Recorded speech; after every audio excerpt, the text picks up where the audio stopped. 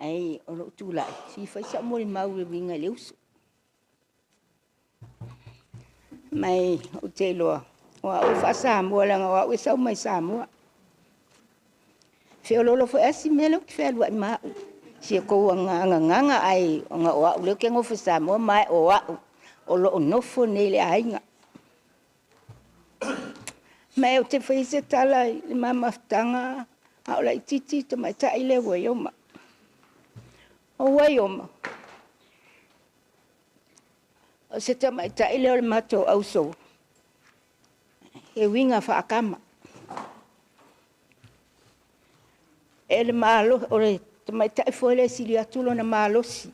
Ya I mato.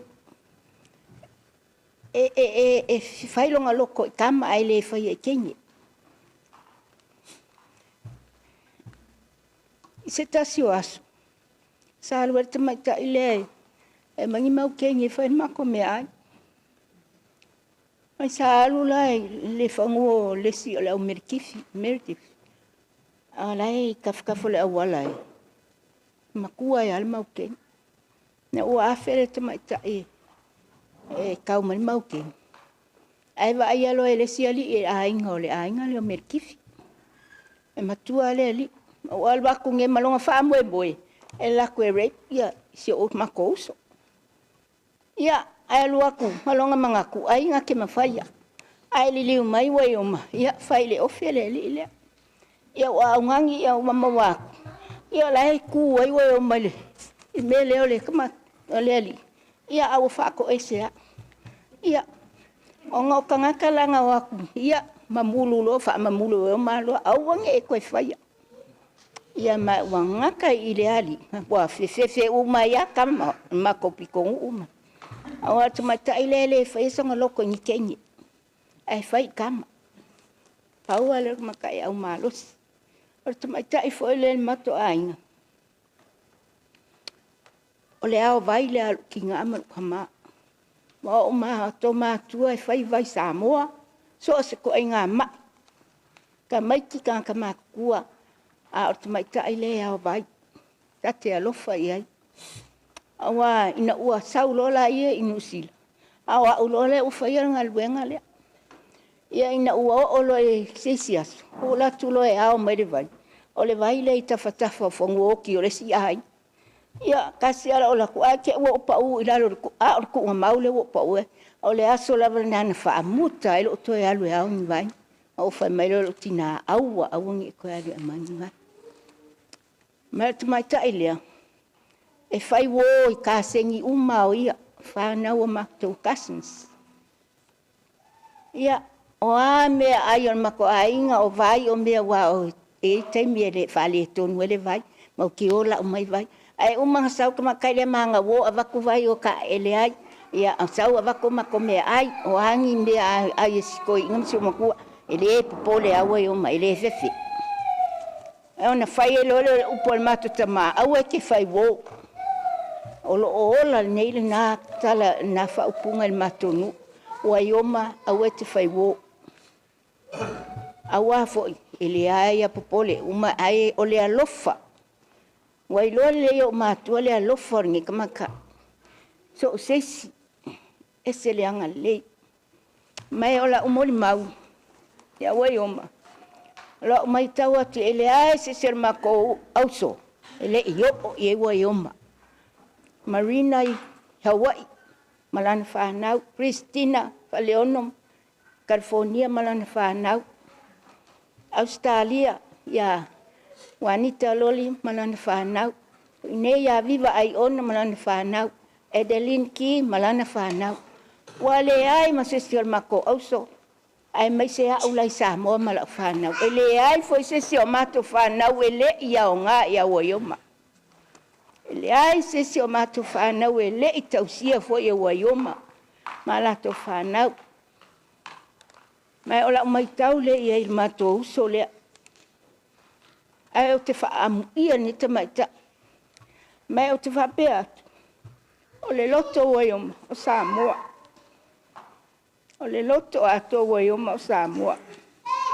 Mai o te whaaptei te le whaapto atu. I o uso. Lato tai to lua ma lato whanau, ilo lato anga le lei ne te mata. Awa, taimi wa, le wa, to tasi o ia, wa mai fo o ia. Mai o lau mai tau, le anga le lei o tau ma tau whanau, ili nei lava uso. O te whaaftai tele lava, a usau nu sila o tiro tilo atu, i o uso ia ne mana tau whanau, le alo lofa ia i ne te mata. O latu i Australia, uwa aifo ia i ro uso i Australia le latu alo lofa. Ma latu whanau i le tamata ilea. E o i Hawaii, o latu fo ia e mlalo lofa. E o California, i lo latu anga le lei ne tamata. E o te whapea atu. E le ai lawa se tala o Wyoma e whapea mai a mea. A wā fo i sa tausi a tō whanau ia te ia. Le ai lawa se whapea mai. A mea oai ea na lawa te tonu po e ni mea whale tonu. Ai lawa se whapea mai. Na wo o te mule se lau, a feiva se lau sumale. A feiva se lau sumale iwa. Na watu ai Samoa. O latu i Australia ma o ai Samoa. Lai titi nai taimi sai ai. Na o mana o toi fo i mai. Ele te mata i te whaafitai tele lo na anga lea te mara whanau. Mai le ai se whanau o uso e siri atu na o ngā i ai Wyoma o lau whanau. O lau whanau. Sili le o ngā i ai Wyoma. Mai o te whaafitai ai nei lava uso. Lo na anga lea te mara whanau. O whaamni e nai nisi o lau whanau. Mai a tonu o le mea lava le ua loto e Wyoma to e fo i Samoa. Ta oto ai, ona olo na nganga atua Samoa. Te whaafitai fo nei ta mata ilo na alofa i o mato matua. E nofo i nei e ruatu lo na loto Samoa. Le taimi nei, le ua whai e te mata ile ua anita le mea sikenga Wyoma.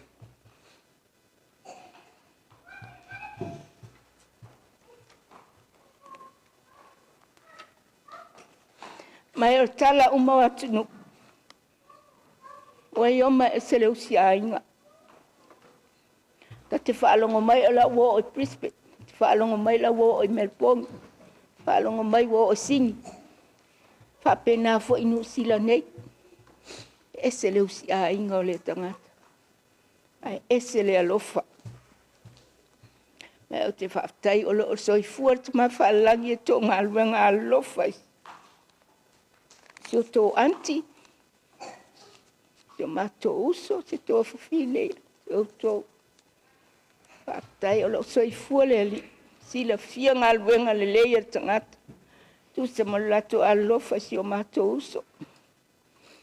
Mai, whaamoe moe la whaapena, whaamnia tele, te maa whaalangi a te o tō. Au lava, whaatai a Hanski, Eternity, Nawa, beira uso e a viva, tu sa martou a lofa, taimina ia ia Wyoma i le hou.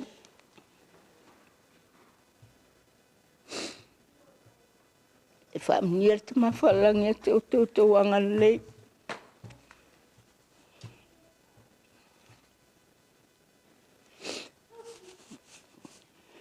Mai o te whaatai tele a wanita loni. Tu sa marona whātau ina nei lava, fuafuanga, na manao i te maitai lea.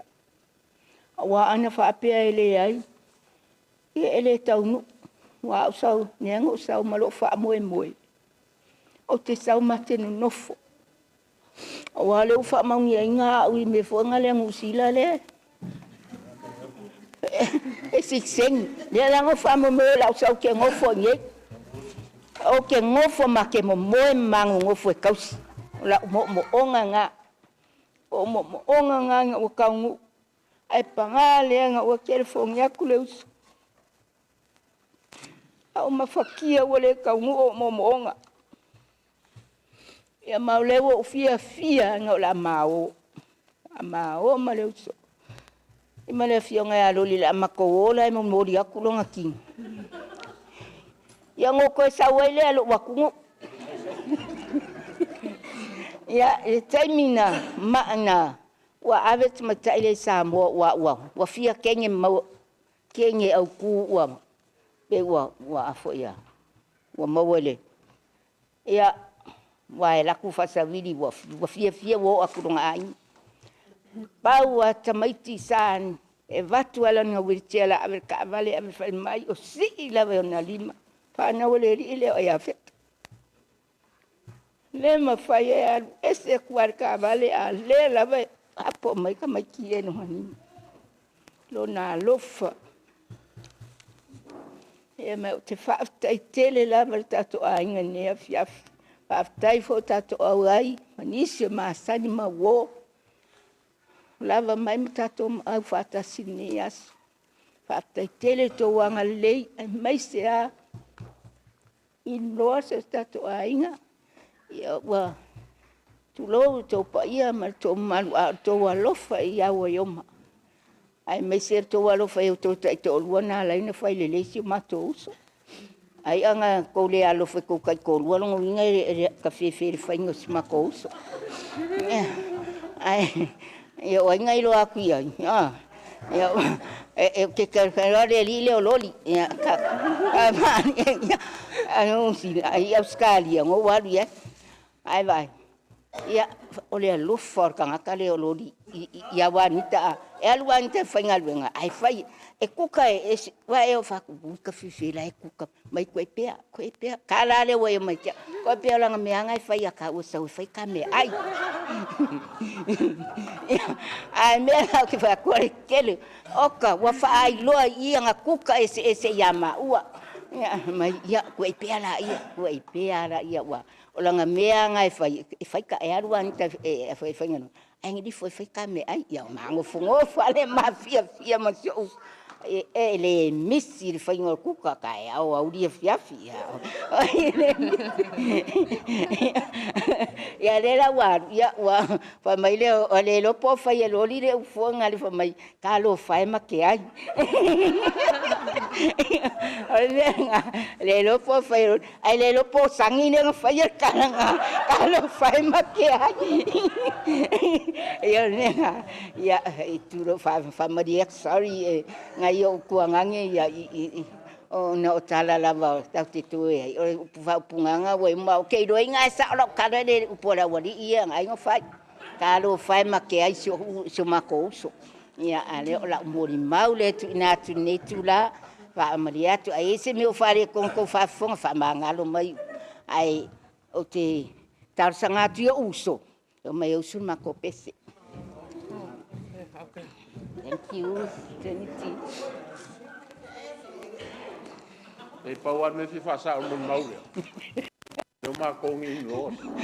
Era ma ko alu foi vanga le ko o kala le. Amo kili alu foi mo ko lu. Vai, o pesenye. O pesele, a pese a nga ya kako. O pesere a nga ya tato ai. Wa Wyoma ya ai kako. Falong mai male kopo wa kako uma male kopo le ya masista se pule yo kako ai nga uma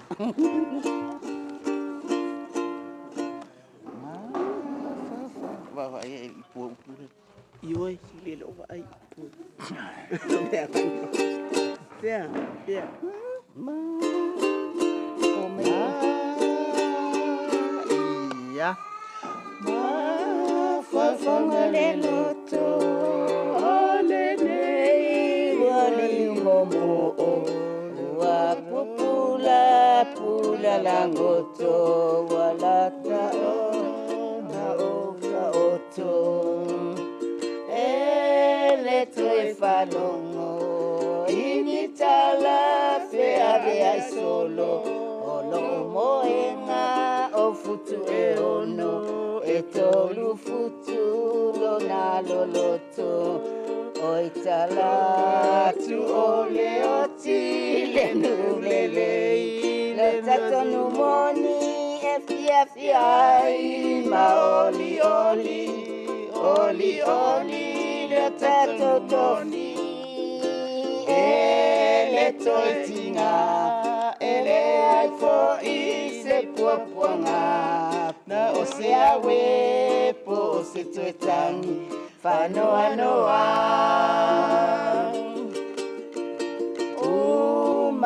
Umalo si mawala taona ofoi ma o atu le vano le oti ma o mapulo se oli ele tolo manosi so se fainga ele tolo fi na o le fatali le tuapi o malana i ofi o talape moni o tala o le oti le nulelei lo tato no moni e fiai ma oli